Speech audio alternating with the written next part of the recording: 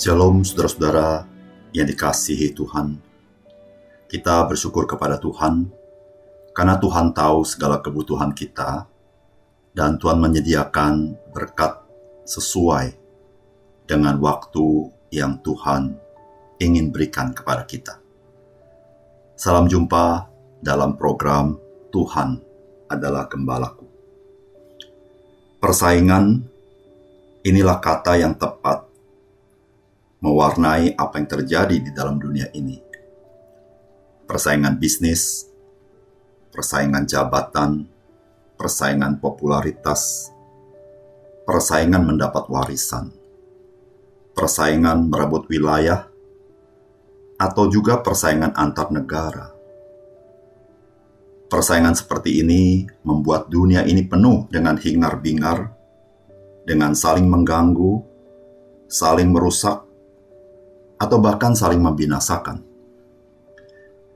Ketika persaingan itu meliputi raksasa-raksasa dunia, maka terjadilah peribahasa yang berkata, gajah bertarung dengan gajah, pelanduk mati di tengah-tengah. Sebenarnya bagaimanakah orang percaya harus bersikap di tengah-tengah atmosfer dunia seperti ini? Mari kita membaca Kejadian pasal 30 ayat 1-24. Ketika dilihat Rahel bahwa ia tidak melahirkan anak bagi Yakub, cemburulah ia kepada kakaknya itu. Lalu berkata kepada Yakub, "Berikanlah kepadaku anak, kalau tidak aku akan mati." Maka bangkitlah amarah Yakub terhadap Rahel dan ia berkata, "Akukah pengganti Allah yang telah menghalangi engkau mengandung?" Kata Rahel, "Ini Bilha, budakku perempuan. Hampirilah dia, supaya ia melahirkan anak di pangkuanku, dan supaya oleh dia aku pun mempunyai keturunan." Maka diberikannya Bilha budaknya itu kepada Yakub menjadi istrinya, dan Yakub menghampiri budak itu. Bilha mengandung lalu melahirkan seorang anak laki-laki bagi Yakub. Berkatalah Rahel, "Allah telah memberikan keadilan kepadaku, juga telah didengarkannya permohonanku, dan diberikannya kepadaku seorang anak laki-laki." Itulah sebabnya ia menamai anak itu Dan. Mengandung pula Bilha, budak perempuan Rahel, lalu melahirkan anak laki-laki yang kedua bagi Yakub. Berkatalah Rahel, "Aku telah sangat hebat bergulat dengan kakakku, dan aku pun menang." Maka ia menamai anak itu Naftali. Ketika dilihat Lea bahwa ia tidak melahirkan lagi, diambilnyalah Silpa, budaknya perempuan, dan diberikannya kepada Yakub menjadi istrinya. Dan Silpa, budak perempuan Lea, melahirkan seorang laki-laki bagi Yakub. Berkatalah Lea, "Mujur telah datang." Maka ia menamai anak itu Gad. Dan Silpa, budak perempuan Lea, melahirkan anak laki-laki yang kedua bagi Yakub. Berkatalah Lea, "Aku ini berbahagia. Tentulah perempuan-perempuan akan menyebutkan aku berbahagia." Maka ia menamai anak itu Asyer. Ketika Ruben pada musim menuai gandum pergi berjalan-jalan, didapatinya di padang buah Dudaim. Lalu dibawanya kepada Lea ibunya. Kata Rahel kepada Lea, "Berilah aku beberapa buah Dudaim yang didapat oleh anakmu itu." Jawab Lea kepadanya, "Apakah belum cukup bagimu mengambil suamiku? Sekarang pula mau mengambil lagi buah Dudaim anakku?" Kata Rahel, "Kalau begitu biarlah ia tidur dengan engkau pada malam ini sebagai ganti buah Dudaim anakmu itu." Ketika Yakub pada waktu petang datang dari padang, pergilah Lea mendapatkannya sambil berkata, "Engkau harus singgah kepadaku malam ini, sebab memang engkau telah kusewa dengan buah Dudaim anakku." Sebab itu tidurlah Yakub dengan Lea pada malam itu, lalu Allah mendengarkan permohonan Lea. Lea mengandung dan melahirkan anak laki-laki yang kelima bagi Yakub. Lalu kata Lea, "Allah telah memberi upahku, karena aku telah memberi budakku perempuan kepada suamiku." Maka ia menamai anak itu Isakar. Kemudian Lea mengandung pula dan melahirkan anak laki-laki yang keenam bagi Yakub. Berkatalah Lea, "Allah telah memberikan hadiah yang indah kepadaku. Sekali ini suamiku akan tinggal bersama-sama dengan aku, karena aku telah melahirkan 6 orang anak laki-laki baginya." Maka ia menamai anak itu Zebulon. Sesudah itu, ia melahirkan seorang anak perempuan dan menamai anak itu Dina. Lalu ingatlah Allah akan Rahel. Allah mendengarkan permohonannya serta membuka kandungannya. Maka mengandunglah Rahel dan melahirkan seorang anak laki-laki.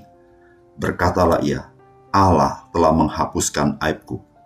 Maka ia menamai anak itu Yusuf, sambil berkata, mudah-mudahan Tuhan menambah seorang anak laki-laki lagi bagiku.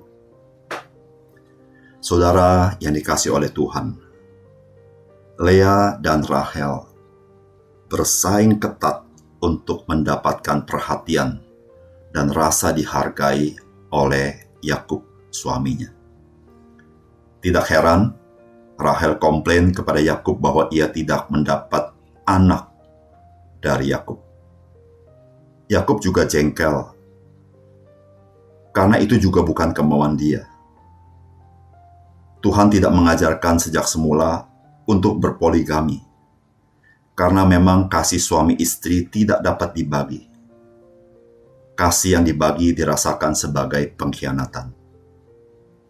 Apakah pesan firman Tuhan bagi kita melalui bagian ini? Yang pertama, saudara-saudara, perasaan persaingan yang kuat akan menghalalkan segala cara untuk merasa dipuaskan. Itulah sekarang dialami oleh Rahel, bukan? Rahel tahu ia lebih dikasihi Yakub daripada Lea. Namun ketika dia melihat bahwa Lea mempunyai anak dari Yakub, maka dia merasa dikalahkan oleh Lea. Sedangkan Rahel tidak memberikan anak bagi Yakub. Oleh karena itu, Rahel menyuruh Bilha budaknya menjadi istri daripada Yakub, supaya melalui anak yang dilahirkan Bilha menjadi anak daripada Rahel. Saudara, tindakan ini adalah tindakan budaya pada zaman itu. Ketika seorang nyonya tidak bisa memberikan anak kepada suaminya, maka dia memberikan budaknya kepada suaminya, dan anak daripada budak itu menjadi anaknya. Namun ini bukanlah hal yang sebenarnya yang Tuhan inginkan. Namun persaingan itu membuat seseorang akan menghalalkan segala cara untuk mengalahkan pesaingnya. Saudara, hari ini sama. Ketika kita memiliki rasa persaingan, baik dalam segala hal, kita bisa tidak mengendalikan diri. Kita akan melakukan apa saja untuk memuaskan hasrat mengalahkan pesaing kita. Disitulah saudara-saudara, diperlukannya kita belajar untuk beriman kepada Tuhan. Jikalau iman kita dikalahkan oleh rasa persaingan, maka kita akan memimpin diri kita sendiri dan kita tidak mau dipimpin oleh Tuhan. Dan kita memakai jalan kita sendiri dan kita tidak peduli dengan jalan Tuhan. Oleh karena itu, mari kita waspada, supaya kita tahu ada kedaulatan Tuhan dalam hidup kita. Tuhan tahu mengatur berkat yang Dia mau sediakan bagi kita dan bagi orang lain. Sehingga dengan demikian, kita boleh berjalan bukan dengan semangat persaingan, tapi semangat untuk menjadi berkat bagi orang lain. Sehingga kita tidak menghalalkan segala cara, tetapi kita tunduk kepada kehendak Tuhan. Yang kedua, saudara, persaingan itu menimbulkan semangat yang transaksional. Meskipun dalam perkara-perkara yang sepele.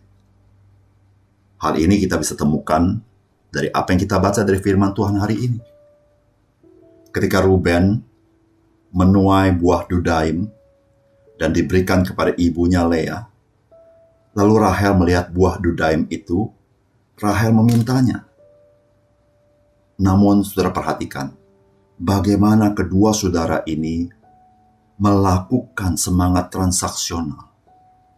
Ketidakrelaan Lea berbagi buah dudaim kepada Rahel.